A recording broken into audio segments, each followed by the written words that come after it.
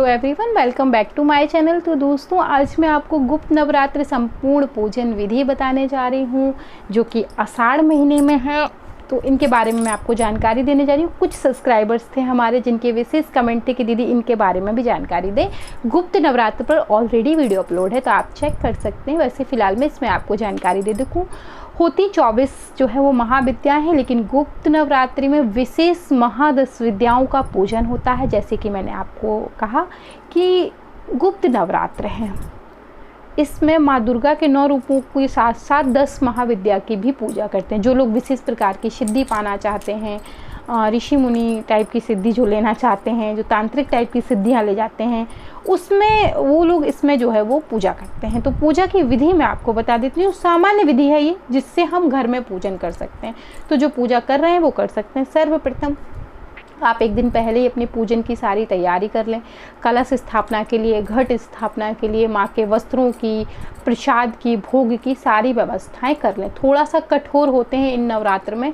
दूसरी चीज़ क्या, जो विशेष नियम है इन नवरात्रों के, वो कि आप इन नवरात्रों की पूजा कर रहे हैं तो गुप्त रूप से, किसी को आपको ये चीज़ बतानी नहीं होती। जैसे हम गुप्त दान करते हैं ना, ठीक उसी तरीके से हमें किसी को बताना नहीं होता कि नहीं हम 9 दिन का व्रत हैं, हम गुप्त नवरात्र का व्रत कर रहे हैं, हम गुप्त तरीके से पूजा कर रहे हैं। ये चीज़ें किसी से जो है वो शेयर नहीं की जाती। गुप्त नवरात्र का मतलब गुप्त तरीके से साधना।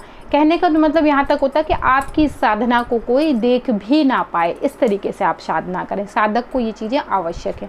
तो आप गुप्त रूप से कोशिश करें। अगर आप व्रत रह रहे हैं, करना चाहते हैं, मैं नहीं करती हूँ, करना चाहते हैं तो ध्यान रखें कि एकांत का जो है वास हो, गुप्त तरीके से हो। इसीलिए जो ऋषि टाइप के लोग हैं या जो सिद्धि पाना चाहते हैं या तांत्रिक टाइप के लोग हैं, वो इनका पूजन घर में नहीं करते हैं। वो घर के बाहर जाके कहीं एकांत स्थान में करते हैं, क्योंकि वहाँ उनके कोई जानने पहचानने वाला नहीं होता, इसलिए कोई उन्हें टोका टाकी भी नहीं करता।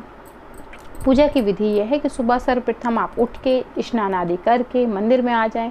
चौकी पर एक लाल और या पीले रंग का वस्त्र को बिछा लीजिए। उस पर आप जो है अष्टदल कमल बनाइए।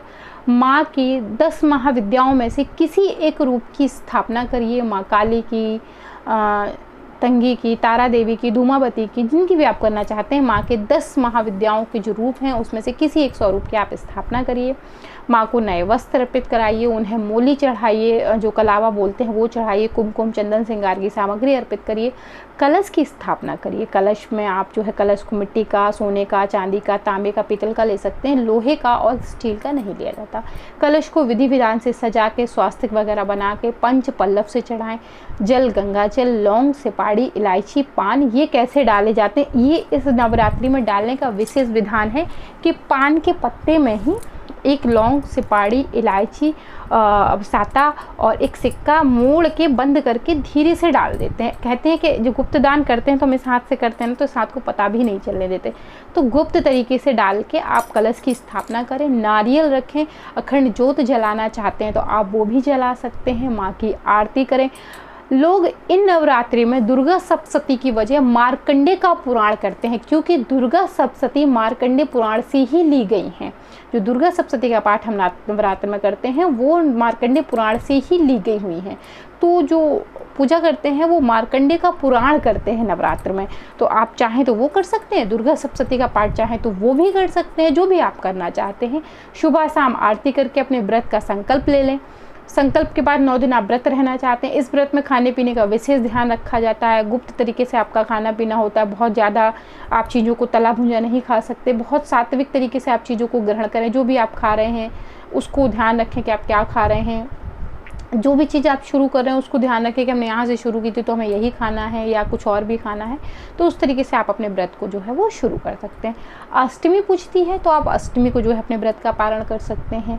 नौमी पूजती है तो नौमी को पारण कर सकते हैं। लेकिन अगर आपके यहाँ जयंती निकली है तो इनकी जयंती का विसर्जन भी जो है बहुत धूमधाम से ना करके बहुत साधारण तरीके से ज्वार को उठाते हैं, कलश को धीरे से उठाते हैं। सूर्य अस्त के बाद उठाकर और कपड़े से ढककर जयंती को ले जाई जाती हैं, फिर विसर्जन किया जाता है। तो ये है इस नवरात्रि का विशेष महत्व।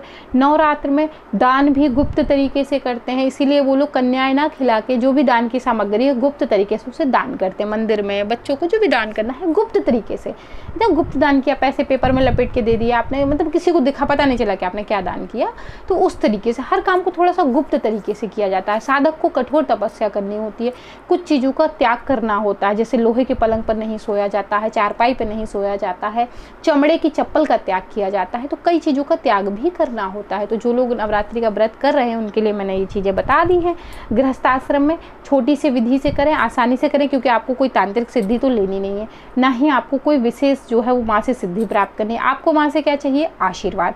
तो आशीर्वाद रूप में आप साधारण तरीके से पूजा करिए जैसे हम करते हैं। तो आप चाहें तो इस 9 दिनों में माँ को विशेष प्रकार के भोग लगा सकते हैं। अगर व्रत नहीं रहना चाहते, आप चाहें तो माँ को विशेष रूप से जो है आप पूजा पाठ कर सकते हैं, विशेष रूप से उनकी सेवा 9 दिन कर सकते हैं। वैसे तो हमें प्रतिदिन ही करनी चाहिए, लेकिन नवरात्र है, कुछ खास है, तो आप विशेष रूप से भी सेवा पूजा पाठ कर सकते हैं।